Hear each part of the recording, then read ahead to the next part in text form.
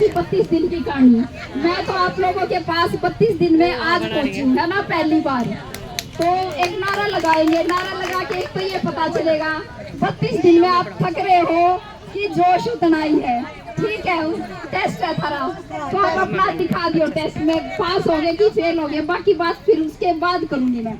आशा workers union Haryana जिंदाबाद, जिंदाबाद जिंदाबाद, CITU जिंदाबाद, जिंदाबाद जिंदाबाद, इनकलाब जिंदाबाद, जिंदाबाद जिंदाबाद, इनकलाब जिंदाबाद, जिंदाबाद जिंदाबाद, बीजेपी सरकार मुर्दाबाद, मुर्दाबाद मुर्दाबाद। ठीक है बहनों, थके हुए तो नहीं हुए, है ना? हाँ, तो अभी हम थके हुए नहीं है, यही बात है। और ये केवल ऐसा नहीं है कि ये झज्जर की कहानी है, ये पूरे हरियाणा की कहानी है। और क्योंकि झज्जर तो आप सक्षम जिला हो, आपके पास नेता बहुत हैं और आप सारे अपना प्रोग्राम बहुत अच्छे से चला रहे थे, इसलिए मुझे लगा पहले जहाँ पे बुला रहे हैं मुझे वहाँ पहुँचा जाए, और आप लोगों के पास तो मैं आ ही जाऊंगी किसी ना किसी दिन। तो इस तरह से मैं आज 32वें दिन आप लोगों के यहाँ धरने पे पहुँची हूँ। और 32 दिन से जो नज़ारा मैंने पूरे हरियाणा के अंदर देखा है कि जब 8 अगस्त को हमारी हड़ताल शुरू हुई थी, जैसी हमारी हड़ताल 8 अगस्त को शुरू हुई थी, आज हमारी 7 सितंबर को हड़ताल वैसी की वैसी डटी हुई है 8 सितंबर को, और उसमें कोई गिरावट नहीं है। एकाध इक्का दुक्का बहनें कहीं छूट रही थी, धीरे धीरे करके वो इक्का दुक्का बहनें भी अब अपने साथ आ रही हैं। जिसे किसी PHC पे 1 बच गई, किसी CHC पे 1-2 बच गई, ऐसे कुछ जिलों में ऐसी 10-10, 20-20 बहनें बची हुई थी पीछे। अब वो धीरे धीरे करके वो भी अपने साथ जुड़ रही हैं। तो इसमें से एक संदेश तो ये मैं देना चाहूंगी आप लोगों को 32वें दिन, कि आपने जिस शानदार तरीके से लड़ाई लड़ी है उसके लिए आप सब लोगों की जितनी तारीफ की जाए वो सारी कम ही कम है। बिल्कुल, सरकार बोलती बेशक ना हो, लेकिन उनने सांस नहीं आ रहा, उनके सांस तो अपने उखाड़ रखे हैं। हमने कोई विधायक नहीं छोड़े इनका, कोई सांसद नहीं छोड़े इनका, और हाथ जोड़ के सारे यो जो है खट्टर यो नहीं बस में आ रहा, है ना। और भिवानी गया था, ये भिवानी गया तो वहाँ पे भी जो है भिवानी की हमारी बहनें उससे मिल के आई, बात करके आई। अब हिसार में है, कई दिन से हमने मना कर रखा था, हमने ये कहा था कि भाई कोई नहीं, हम इनके पीछे पीछे हम नहीं भागते, हमारा अपना कार्यक्रम है, अपना प्रोग्राम, हम उसको उस तरह से चलाएंगे। तब हमें ये था कि भी बातचीत करके हमारे मसले का समाधान हो जाएगा। हम जो है इसी तरह से हम अपनी लड़ाई का एक रुख हमने बनाया था। लेकिन हिसार से इतनी जबरदस्त डिमांड आई, वो बोले दीदी बस रोको मत, हमने एक बार हमारे जी में जो है हमने वहाँ कर लेने दो। तो हमने भी आज उनको सुबह कह दी कि जहाँ तुमने जाना हो वहाँ जाओ, क्योंकि गांव के अंदर जब ये जाते हैं भाषण देते हैं, आशाओं के बर्दाश्त नहीं रहती कि हमारे गांव में हमें और ये इसी मीठी मीठी बात करके जाते हैं और इन्हें उसका उल्टा जवाब नहीं मिलता। जब आशा जाके खड़ी हो जाती इनका जाडा चढ़ जाए। गणे गामा मौली ये कैथल के अंदर प्रोग्राम चल रहा था, वहाँ पे जो लाल सूट दिखते ही तो उनका फड़क बैठ जाए, उनका फड़क नहीं बैठती। एक आधे जो बीजेपी के लगे दग्गे हैं, जिनके उनसे वो बुलाए गए हैं, जिनके इनविटेशन पे वो आते हैं, जाडा उनका भी चढ़ जाए, हाथ जोड़ जाए, नुको जी आपका मांग पत्र दिवावांगे, आपकी बात करावांगे, बस आपके पास पंगा नहीं करियो। तो एक तो उन सारे लोगों को हम ये संदेश देना चाहते हैं यहाँ से कि हम महिलाएं हैं, हम घर चलाती हैं, हम ये समाज बनाते हैं, हम जो पंगा करने के लिए नहीं है, हम अपनी चीजों को सही तरीके से दुरुस्त तरीके से रखने के हमारी पहचान है और इसीलिए हम कोई पंगा नहीं करते हैं। बस एक खासियत हमारे अंदर है कि हम गलत को बर्दाश्त नहीं करते हैं, ये हमारी खासियत है। हमारे साथ गलत हो रहा है तो हम उसकी आवाज उठा रहे हैं। हमारी यूनियन 14 साल की हो गई, हमारी यूनियन का 14 साल का इतिहास है कि ना हमने कभी पहले पंगा किया और गारंटी की बात है ना हम कभी आगे पंगा करा, लेकिन कोई हमारे साथ गलत करेगा उसका हिसाब तय जरूर बराबर करेंगे, उसने छोड़ देने के। ये हमारी पहचान है, ये CITU की पहचान है कि हम डरते नहीं हैं, हम दबते नहीं हैं, हम कोई जो है किसी की धमकी से नहीं डरते, हम बीच में लड़ाई छोड़ के नहीं भागते हैं। हमने जो बीड़ा अपने सिर पे उठाया है, हम उस बीड़े को पार पहुंचाते हैं। यही CITU का इतिहास है और हम अपने इतिहास को हम बार बार दोहराते हैं। हमने जो पहले किया, हमारा जो विचार है, हम उसको हर बार सही साबित करते हैं और इस बार भी हम इसको सही साबित करेंगे। एक बात ये कि ये सोचते होंगे कि पता नहीं हम क्या हैं। ये हम बार बार बताते हैं कि आप जनता के चुने हुए प्रतिनिधि हैं। आप कोई राजा पैदा नहीं हुए थे, आपको फिर हमारे बीच में आना पड़ेगा। लेकिन अभी इन्होंने एक मुहिम चलाई हुई है और उसमें ये सोचते हैं कि यह आइडिया भी ठीक है, क्यों वोट लेने जाना हर 5 साल में। इस देश के संविधान ने खत्म करा, क्यों 5 साल में वोट डलवानी। 5 साल में वोट डलवाएंगे तो आज जो नारे लगा रहे इन्हीं के आगे हाथ जोड़ने पड़ेंगे हमें, तो ये सिस्टम ही खत्म कर दे। असल में इनकी नीयत तो यह है, लेकिन ये इस देश की जनता तय करेगी कि उनको ये काम करने देना है कि नहीं करने देना है। आज हमारा जो लड़ने का जो आंदोलन हमारे चल रहे हैं, वो हमारे लोगों का जो जनता का जो मूड है, वो मूड ये बता रहा है कि नहीं, यो काम करने को नहीं दे। हमारी जो आजादी की विरासत है, उसके साथ हम उसको खिलवाड़ करने नहीं देंगे। हमारे संविधान को जो ये कूड़े की टोकरी में डालना चाहते हैं, हम अपने संविधान को, हम अपने देश के कायदे कानून को कूड़े की टोकरी में नहीं डालने देंगे। इनको सबक सिखाएंगे। बात आशाओं की है। आशाएं जो है अभी तक दरी पे बैठी थी। 1 महीने तक हम दरी पे बैठे थे। हमने प्रदर्शन किए अलग अलग जगहों पे, लेकिन हम बैठ के अपना दरी पे बैठ के ही हम अपनी बात कर रहे थे, पहुंचा रहे थे। जब हमने तो अपनी पूरी ताकत लगा ली, अब पूरी ताकत के बाद हमें ये महसूस हुआ कि जनता भी साथ होनी चाहिए। हमारे लाभार्थी जिनको हम सेवाएं दे रहे हैं, जिनके बीच में हम रोज जाते हैं, अब हमारी हड़ताल चल रही है, तभी भी लाभार्थी हमारे घर आते हैं, गर्भवती महिलाएं हमारे घर आती हैं, दूध पिलाने वाली माताएं भी हमारे घर आती हैं, जिनके छोटे छोटे बच्चे हैं, वो पूछती हैं हमारे बच्चे को टीका कब लगेगा, मेरे साथ कब हॉस्पिटल में जाओगी, मेरे को कोई गाइडलाइन दो क्या। तो उनको जरूरत है और जब उनकी डिलीवरी होती है तब तो घर पे आके ही बैठ जाते हैं, कहते हैं हमने नहीं बेरा, 9 महीने आप हमारे साथ रहे, अंत समय पे आप हमारे साथ ऐसा नहीं कर सकते। चल रही होगी आपकी हड़ताल, लेकिन हमारा साथ देना पड़ा, हमारी गैल चलना पड़ेगा। आ जाते हैं घर पे, बहुतों के घरों पे आते हैं ऐसे, है ना, लाभार्थी। तो वो लाभार्थी जिनको हम इंसेंटिव ले रहे हो चाहे नहीं ले रहे हो, मुश्किल समय पे हमेशा जब मदद पहुंचाते हैं, आज हमें भी अपने उन लाभार्थियों के पास जाना है और उनको बताना है कि सरकार हमारे साथ क्या कर रही है। वैसे तो सबको पता चल गया, ये बार बार सिद्ध कर रहे हैं इस बात को कि सरकार हमारे साथ क्या कर रही है। कल का मुख्यमंत्री का प्रोग्राम, जिसमें एक महिला ये कह रही है कि गांव में फैक्ट्री लगा दो, हमारे बच्चों को रोजगार मिल जाएगा, नौकरी नहीं बची। तो ये जो है मनोहर लाल खट्टर जी, उन्होंने ये कहा ठीक है बैठ जा, अगली बार जो चंद्रयान, अगला चंद्रयान जब भेजेंगे चांद पे, तब ना उड़े भेजेंगे, उड़े रोजगार देंगे। ये तो हम भी यहाँ से उनको ये बताना चाहते हैं कि कोई बात नहीं, चंद्रयान तो वैज्ञानिकों ने बनाया था और वह चांद पे भेज देंगे, तो वो चांद पे तो जो कर गया वो कर लेगा, लेकिन हम इस हरियाणा में नहीं रहने देते। इसे कुड़ से यान में बिठा कर पार लगावे, जनता तुमने कुड़ से यान में बिठा के पार लगाएगी, लेकिन यहाँ पे जो है आपको छोड़ती नहीं है। चाहे तुमने चांद पे छोड़ के आवे, अन्नू को हमने यान में बैठ के पाताल में जाना है, कोई बात नहीं, पाताल में छोड़ देंगे, लेकिन धरती पे नहीं छोड़ते हैं। तुमने हमारा भी प्रण है ये बात। ये कोई बोलने का तरीका है महिलाओं के साथ। अब हमारे साथ क्या किया आप देखिए, हमारी एक बहन शहीद हो गई यमुनानगर की, पारुल, 38 साल की थी, छोटे छोटे बच्चे हैं उसके।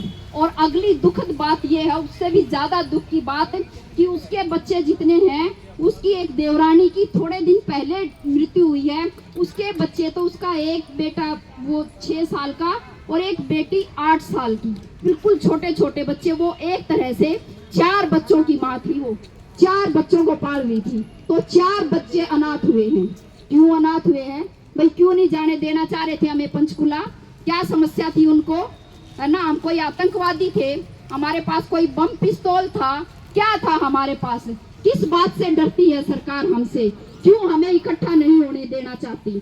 तो बात यह है कि वो डरती तो है, हमने डरा तो दिया उनको, वो ज्यादा ही डरे हुए हैं, लेकिन उनका डर इतना ही है कि वो जो है कुर्सी जाने से डरते हैं, बस इससे ज्यादा उनके और कोई डर नहीं है। उनको ये ना तो ये डर है कि स्वास्थ्य विभाग की ये कर्मचारी यदि ये आंदोलन में बैठी हैं, गर्भवती महिलाओं को यदि सुविधाएं नहीं मिल रही, हमारे छोटे छोटे शिशुओं को समय पे टीकाकरण नहीं हो रहा, हमारे स्वास्थ्य विभाग के दूसरे जरूरी काम जो आशा वर्कर करती थी वो नहीं हो रहे हैं, हमारी जो है घर के अंदर डिलीवरी हो रही है, स्टिल बर्थ हो रहे हैं, लेकिन इस बात से इनको कोई लेना देना नहीं है। इनके अंदर इतना दिल नहीं है कि वो इस तरह से सोच सकें और इस तरह से जो है वो सोच के और किसी के बारे में कोई समाधान की बात सोच सकें, ये दिल इनके पास नहीं है, क्योंकि सारे अपराधी इकट्ठे हो रहे हैं। हमने ये देखा, अभी संदीप सिंह का हम नारा लगा रहे थे, चार्जशीट हो गई उसके खिलाफ, चार्जशीट हो गई, इसका मतलब ये अब तो गिरफ्तार होना चाहिए था। वैसे तो उन्होंने पहले से ही फैसला सुना रखा है, मनोहर लाल खट्टर ने ये कहा था कि भाई कोई बात नहीं, इस पे तो आरोप लगाया, भाई सारे आरोप थोड़े सिद्ध थोड़े होते हैं, जब इस पे आरोप सिद्ध होगा अपराधी तब होगा। अभी तो ये आरोपी हम क्यों हटाएं इसको मंत्री पद से, हम नहीं हटाते इसको मंत्री पद से। तब ये कहा, और लड़की के लिए ये कहा जो आपके ही जिले की है शिक्षा डागर, उसके लिए ये कहा कि वो तो अनाप शनाप जो है आरोप लगा रही है। क्या मतलब है इस बात का?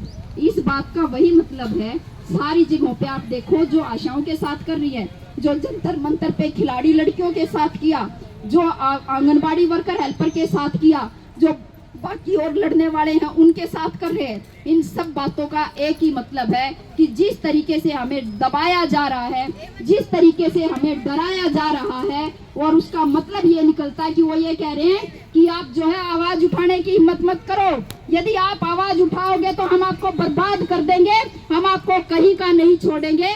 एक तरीके की वो हमें ये धमकी दे रहे हैं, लेकिन उनको ये नहीं पता कि हम जनता हैं और हम आपको जो इस कुर्सी से उतार भी सकते हैं। और थारा तो उसके आगे पीछे और कुछ सोच नहीं और कुछ लेना देना नहीं, खत्म हो तुम तो, जिस दिन कुर्सी पर उतरे उस दिन खत्म हो। तो असल में थारा को नहीं कुछ भी छोटा हमने तम न लेंगे हम किसी भी तरीके का। अब बात यह है कि हम 32 दिन हो गए बैठे हुए, जब हम जाते हैं बात करने के लिए, सारे यहाँ पे आपका अरविंद शर्मा का बता दिया, बोलो कभी बेचारा बन रहा था अरविंद शर्मा, अनु कहा था कोई बात नहीं दे दो करांगे करांगे, और उसने भेजी भी चिट्ठी आगे, वो जो चिट्ठी आगे भेजी है मुख्यमंत्री को, उसको चिट्ठी मेरे पास मेरे व्हाट्सएप पे भेज रखी है उसने कि भाई हमने ये चिट्ठी मुख्यमंत्री को भेज दी। मैंने भी उसको एक जवाब लिख के भेज दिया उसमें कि भैया मुख्यमंत्री को तो भेज दिया आपने चिट्ठी, लेकिन एक बार ये और बता दियो, पूछ लियो सरकार से कि ये महिलाओं के साथ ये दमन चक्र चला के वो इसमें से निकालना क्या चाहते हैं, वो क्या चाहते हैं, इससे उनकी वाहवाही हो रही है, उनसे उनके तगमे बंध रहे हैं, उसके क्या चाहती है सरकार, और जनता के अंदर गुस्सा है इस बात का और वो दिखाई दे रहा है। सच कह रही हूँ, मुझे इतनी उम्मीद नहीं थी। हमें ये लगा था कि जब हम ये कहेंगे कि भाई जनता के बीच में जाएंगे तो जो है हर जिले में 10-20 वर्कर इसी पावेंगी जो जरूर अपने गांव में चली जाएंगी और कोई छोटे मोटे पर्चे बांट देंगी, थोड़े बहुत लोगों ने भी इकट्ठे कर लेंगी।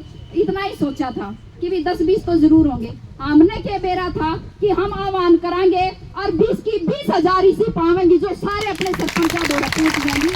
हमें इस बात का अंदाजा नहीं था, ये अंदाजा हमें अब हुआ है। हर रोज शाम को फोन हमारा फुल भर जाता है, शाम को मशाल जुलूस निकल रहे हैं गांव के अंदर, गांव की महिलाओं को लेके, और बहुत सारी जगहों पे गांव के पंच सरपंच उसमें शामिल होते हैं, जो हमारे संगठनों के बाकी लोग हैं वो उसके अंदर शामिल होते हैं, जो हमारे लाभार्थी हैं वो उसमें शामिल होते हैं, और गांव की गलियों के अंदर जो है सरकार की शव यात्राएं निकल रही हैं। दिन में जब जो प्रदर्शन करते हैं वो सरकार की शव यात्राएं निकाल रहे हैं, और जो शाम को प्रदर्शन करते हैं वो मशाल जुलूस निकाल रहे हैं। शानदार काम किया आप लोगों ने, और इस बात के बाद तो यह पक्की बात होगी कि जीत तो हम चुके हैं, जीत गए हम। और अब तो सरकार की बात है, जो यूं कहा कर भी खिसियानी बिल्ली खंबा नोचे वाली बात हो रही है। हमने जो अपनी एकता का प्रदर्शन दिया, हमने जो साहस का प्रदर्शन दिया, उसके बाद सरकार द्वारा नहीं बच रहा कुछ। और वो अब पछता भी रहे होंगे कि थोड़े दिन पहले बातचीत करके मसले का समाधान कर लेते तो ज्यादा बेटर रहता। तो मसले का समाधान तो उनको करना पड़ेगा, और मसले का समाधान हरियाणा में नहीं करना पड़ेगा, ये होगा पूरे देश में भी। क्योंकि पूरे देश में जैसे हरियाणा के अंदर वर्कर लड़ रही हैं, काम सबके ऊपर आया हुआ है, पूरे देश की आशा वर्कर लड़ रही हैं। अभी 62 दिन में मध्य प्रदेश की हड़ताल खत्म हुई थी, उनके 6,000 रुपये अभी फिक्स हुए हैं। उससे पहले कई महीने तक उत्तराखंड के अंदर हड़ताल चली, महाराष्ट्र के अंदर हड़ताल चली, तेलंगाना के अंदर हड़ताल चली, पौंडीचेरी के अंदर हड़ताल चली, कहाँ बिहार के अंदर हड़ताल चली। अभी थोड़े दिन पहले उनकी हड़ताल निपटी है। लंबी लंबी हड़तालें 2-2, 3-3 महीने की लगातार हड़ताल जो है कर रहे हैं। और मध्य प्रदेश की सरकार ने ऐसा ही किया था जैसे अब खट्टर कर रहे हैं। उनको जेलों में डाला, कई दिन भी जेलों में बंद रखा, उनको घरों से नहीं निकलने दिया, उनको इकट्ठा नहीं होने दिया, उनके आंदोलन को कुचलने की हर कोशिश उन्होंने की। लेकिन बहनें, मध्य प्रदेश वाली बहनें लड़ती रही, हार नहीं मानी, और वो जीत के उन्होंने दम लिया। तो पूरे देश के अंदर दुख पूरे देश के अंदर है, और ये हम पूरे देश के लिए हमने एक बिसात अब बिछा दी है। ये आज नहीं तो कल इनको बोलना भी पड़ेगा, और इन कर्मचारी भी बनाने पड़ेंगे, यो 26,000 न्यूनतम वेतन भी देना पड़ेगा। ये सारे काम करेंगे, और वो अगली मैं बोलती नहीं, बात हमने सबने करेंगे, ठीक है। तो ये करेंगे सारे काम, इनको करना पड़ेगा। बात अब हमारे काम के संदर्भ में भी है। ये आह्वान जो है हमने किया, आप लोगों के पास भी पर्चे पहुंचे हैं, छप के आए हैं अभी, तो आप लोग भी जाओगे अपने लाभार्थियों में ये पर्चों को बांट के। हमने पहले तो थोड़े पर्चे छपवाने का आह्वान किया था। अब ये जब हमें दिखा कि हमारी हर एक बहन के अंदर उत्साह एक से बढ़ के एक है, और वो सारे इस काम को कर सकते हैं, तो भाई सब ने ही करना है फिर ये काम।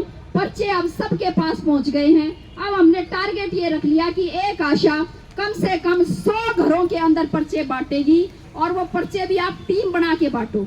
गांव में यदि 4 आशा हो तो चारों इकट्ठे हो जाओ, एक दिन एक के एरिया में पर्चे बांटो, दूसरे दिन दूसरे के, तीसरे दिन तीसरे के, चौथे दिन चौथे के एरिया में बांट दो। क्योंकि हमने और तो कोई काम है नहीं, अब विभाग का तो कोई काम करना नहीं, खाली है। अब अपनी थकान भी उतर गई। पहले तो जब एक दिन के प्रदर्शन देते थे तो सब अपना गुस्सा आया करता, और सब ये कहते थे दीदी यो काम मत करो, आप एक बार बिठा दो हमने ये वापस बैठते गए। ये सरकार जाने की अठावेगी क्यों करे, ये उनके पाड़े रहेगी बात है। अपना काम बैठना था, अब बैठ गए। ये सरकार जाने, इसका काम जाने, नहीं जानेंगे तो अपने पास तो और इलाज है, उनके इलाज हम कर देंगे। लेकिन इनका बर्दाश्त को नहीं हुए, इतना उठे को नहीं इतनी बात। जब हम गांव तक हमारा ये प्रचार जाएगा, 7,000 गांव के अंदर जब प्रचार पहुंचेगा, हर गांव में इनके आदमी बैठे वो बता देंगे गांव में जो है प्रचार उल्टा हो लिया है, और हमें समर्थन मिल रहा है। अभी तक हमारा कहीं से भी ये अनुभव सामने नहीं आया है कि हमने जो है गांव में अपील लेके गए हो और किसी ने ये कहा हो कि आपका काम गलत है, आपका जो है या मांग जायज नहीं है। कोई व्यक्ति नहीं मिला है। सभी सरपंचों ने कति हाथ जोड़ के ये कहा है कि भाई बहुत सही मांग है, सही मुद्दा है, हम गांव पूरा आप लोगों के साथ हैं। अनुकमा जी हमने करना होता तो ये कर देते, चाहे लिखवा लो। तो यार जो चिट्ठी दे दी ना था तो यार लिखवान खातर दी सरपंच आता ही, जो नुकमा देना जी लिखवा लो, चाहे मार दो रहे, तुम्हारे लिखा था हम ये कर देंगे इस काम ने। तो उन तन्यू कहनी है ये भी चिट्ठी रही, कोई बात नहीं, इस पर साइन कर दो कि वो काम ठीक है। इसका मतलब हमने तो अपनी तरफ से लिखा दिया, और जब गांव की सरकार ने लिख दिया तो भाई राज्य की सरकार क्या करेगी, उसने भी लिखना ही पड़ेगा, फिर इसके पास कोई चारा नहीं रहेगा, वो उसकी मजबूरी होगी। तो ये हमें ये अभियान चलाना है। हमें सबको जैसी आप लोगों को सहूलियत लगे वैसे, जिनको शाम को मशाल जुलूस निकालने में सहूलियत है वो काम करें अपने गांव में। जिनको दिन में प्रदर्शन करने में सहूलियत लगे वो अपना दिन में प्रदर्शन कर लो। लेकिन बात जो है, जब ये फौज अलग जग गई है एक तरीके से, तो इसको लड़ाई को अब अपने को गांव की तरफ मोड़ना है। लड़ने वाले बहुत और लोग हैं गांव के अंदर। हमारे किसान जो है वो बैठे हैं, उनके अंदर गुस्सा बहुत ज्यादा है कि उनके साथ सरकार ने क्या करी। 13 महीने तक वो बॉर्डर पे बैठे रहे। दिल्ली चारों तरफ से जो है जाम कर रखी थी, लड़ाई में कोई कमी नहीं छोड़ रखी थी। 750 किसानों की जान गई उस आंदोलन के अंदर। तो लड़ने में कोई कमी, वो सब बैठे हैं वहाँ पे। उनके नेता भी मिलेंगे, उनसे भी हेल्प मांगनी है, उनसे भी समर्थन मांगना है। सारे चुने हुए जनप्रतिनिधियों से, केवल सरपंच से नहीं, ब्लॉक समिति के पास भी जाना हमें, जिला परिषद के पास भी जाना हमें, सबके पास जाना है और समर्थन हमें सबसे लेके आना है। अब बात थोड़ी सी राजनीतिक कर लेते हैं। राजनीतिक कैसे? वो असल में तो राजनीति नहीं है, राजनीतिक पार्टियां उसको राजनीति बता देती हैं। लेकिन बात जब राज की आ जाती है, वो क्या कर रहे हैं, किसका राज है, क्या मसला है। अभी एक स्पेशल संसद का सत्र बुलाया है सरकार ने। वो कह रहे हैं कि अभी, और उसका एजेंडा नहीं बता रखा। जैसे मीटिंग आपा भी करते हैं, हम जब मीटिंग करते हैं तो हम मीटिंग का एजेंडा बताते हैं, भी आ जाओ फलाने दिन फलाने जो है बात करेंगे और आ जाओ। ऐसे ही संसद में भी होता है, वो भी एक मीटिंग है, हमारी सबसे चुनी हुई सबसे बड़ी कमेटी अपने देश की। तो उसका एजेंडा नहीं बता रखा विपक्षी पार्टियों को कि स्पेशल सत्र बुलाया है संसद का। वो क्यों बुलाया स्पेशल सत्र, क्या उसमें बातचीत करना चाहते हैं? एक कमेटी बना दी, उस कमेटी के अंदर जो है ये कहा है कि वो इस बात पे काम करके लाएगी कि पूरे देश में एक बार चुनाव होगा। और उसका वो ये कह रहे हैं कि इसका इसलिए कर रहे हैं ये, ताकि जो है इलेक्शन में जाने से, बार बार इलेक्शन होते रहते हैं देश में और उस तक खर्चा बहुत घना हो जाता है देश का। उस खर्चे से बचाने के लिए पूरे देश के, मतलब चाहे ऊपर से नीचे तक के सारे चुनाव एक बार करवाएंगे। कोई सोचने वाला हो कि भाई वो कैसे खर्चा बचाएंगे? जो राजनीतिक पार्टियां जो चुनाव प्रचार करती हैं, उन तक तो सरकार पीछे नहीं देती ना। वो राजनीतिक पार्टियां तो अपना खुद का पैसा लगा के, जो इलेक्शन लड़ता है व्यक्ति, वो खुद का पैसा लगाता है। वो खुद का पैसा कैसा है, उसका कोई बिजनेस उससे लगा रहा है, वो जनता से चंदा इकट्ठा करके जो है चुनाव लड़ रहा है, या वो पूंजीपतियों से चंदा लेके फिर चुनाव लड़ रहा है। ये 3 तरीके हैं चुनाव में जो खर्चा होता है। बाकी खर्चा बच गया, ईवीएम चाहिए थोड़ा जब वोटिंग डलवाने के लिए। भाई ईवीएम इतनी है ही नहीं देश में कि आप इतने लेवल का चुनाव एक साथ करवा दो। उसके लिए तो आपको बहुत खर्चा करना पड़ेगा। अलग अलग चुनाव होते हैं तो वही ईवीएम है, आज उस पे विधानसभा का वोट पड़ जाएगा, उसी ईवीएम पे थोड़े दिन बाद जो है लोकसभा का वोट पड़ जाएगा, उसी ईवीएम पे बाद में जो है पंच सरपंच आपको चुनने उसका वोट पड़ जाएगा। ईवीएम तो वही है, वही इधर से उधर जाती रहती हैं ना। आपके पास इतना संसाधन देश के पास असल में है ही नहीं कि वो एक साथ ये सारा इतना बड़ा तामझाम वो कर सके। तो ये देश का पैसा बचाने का मसला नहीं है, असल में ये हम ये कह सकते हैं कि हमारे लोकतंत्र पे खतरा है। एक तरह से हमारा जो ढांचा, संघीय ढांचा है, कि हमारी जो शक्तियां हैं वो केंद्र सरकार के पास भी हैं, राज्य सरकार के पास भी हैं। राज्य सरकारों को विफल करके एक केंद्र के अंदर एक सरकार, तानाशाही सरकार रखने का ये मसला है। और ताकि उसके बाद ये किया जा सके कि जैसे हम बोल रहे हैं, सुनो ही मत, कोई बोलता रहे उसकी सुनो ही मत।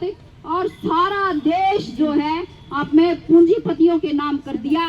और पूंजीपति भी घने नहीं, उसने 2 छाटे मोदी ने। सारा देश हम 2 तो देंगे, उन 2 के हाथ में उन्होंने इतने फ्रॉड कर रखे हैं, अडानी पे इतने तरह के आरोप लग गए और वो जो है उसके बाद भी मुंह नहीं खोलते हैं। हमारी हालत ये है कि स्कूल बंद होने लग रहे हैं। अब उसके बाद ये हालत बचेगी कि अपने पास पैसा है तो बच्चे को पढ़ाओ, ना है तो भाड़ में जाओ।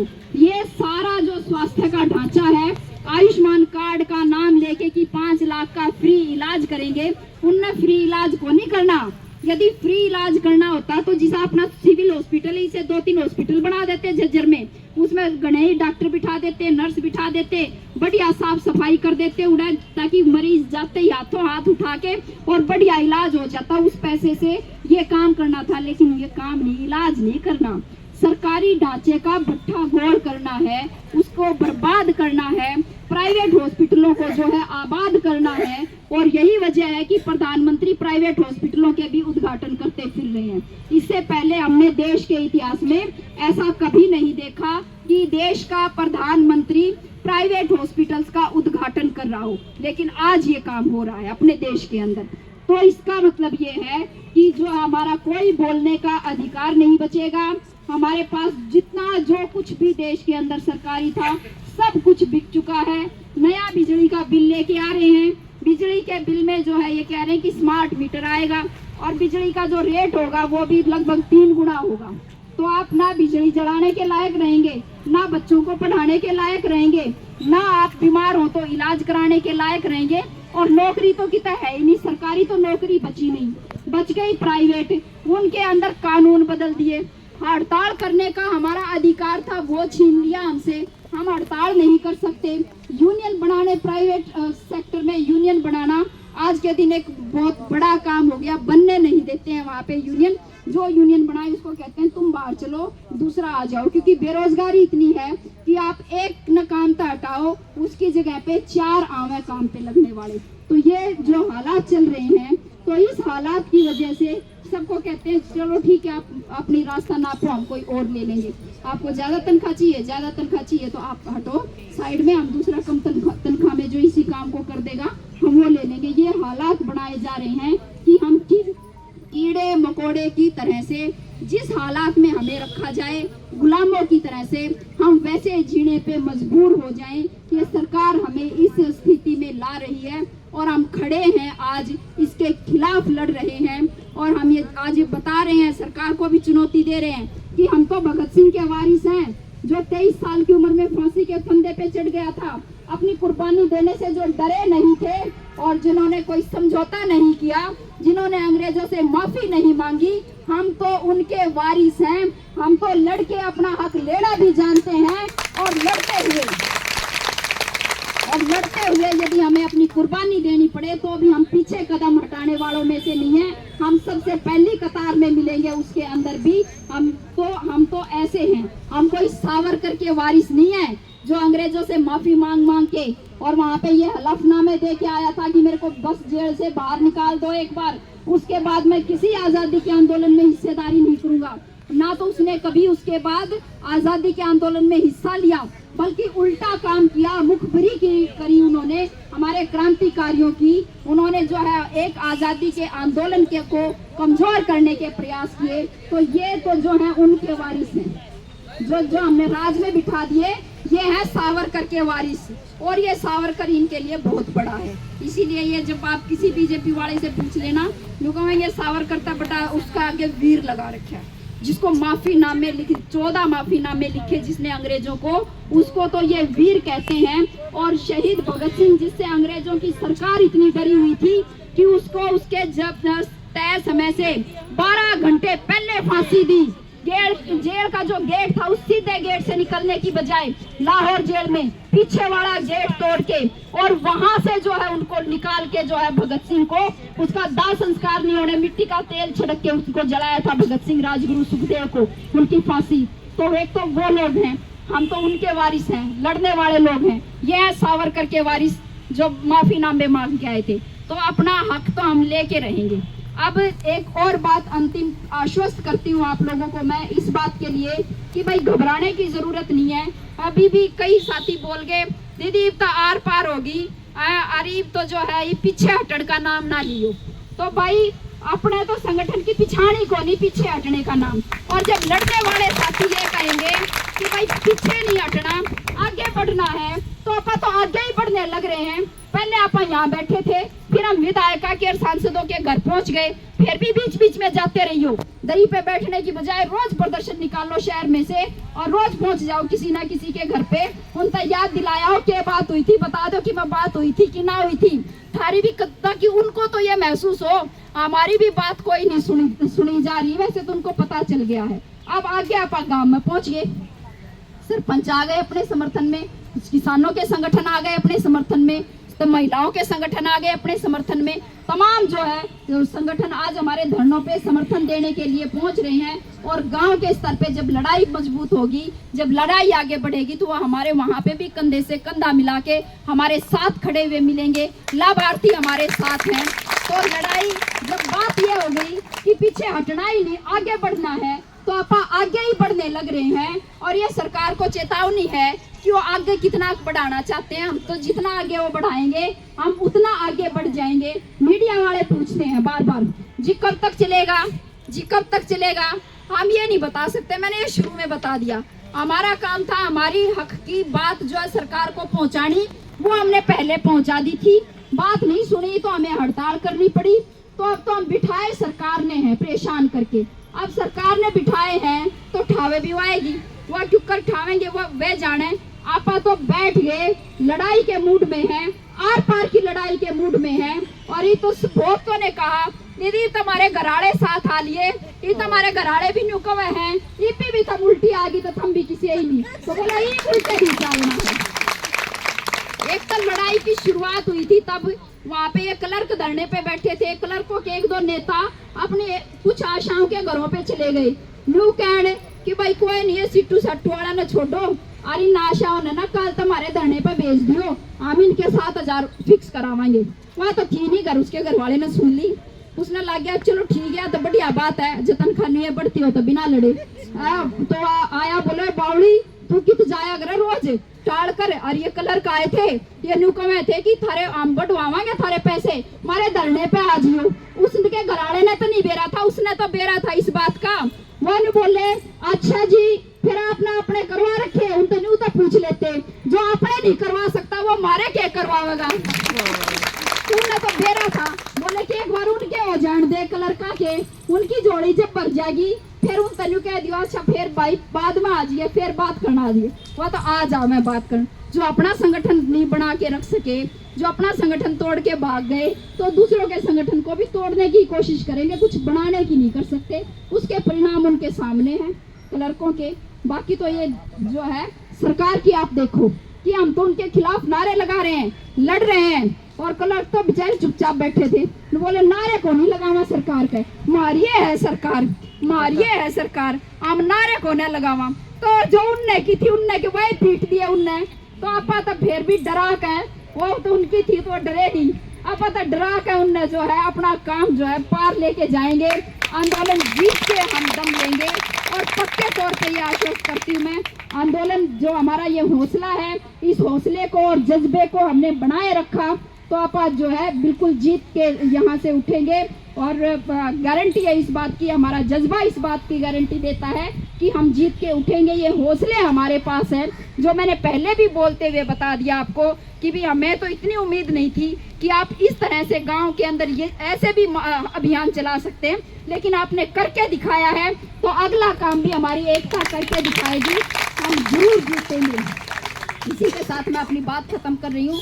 आप सबने मेरी बात सुनी, आप सबका बहुत बहुत धन्यवाद। इनकलाब जिंदाबाद। जिंदाबाद जिंदाबाद।